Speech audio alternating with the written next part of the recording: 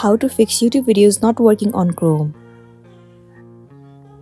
So the very first thing you want to do is to head over to any of the web browser and then head over to the site youtube.com. Once you are in here, click on this three dot at the top right corner and then head over to settings. Inside settings, head over to reset settings. The option of restore settings to the original defaults will be visible to you. All you want to do is click on it. And then once again, click on reset settings. It will remove all the bugs from this web browser. Once it is done, now the next thing you want to do is to go back and head over to performance. You need to make sure that the memory saver option is turned on. And you need to disable energy saver option. Now you can simply go back and refresh the site for once. The YouTube videos will be played successfully and then you'll be good to go.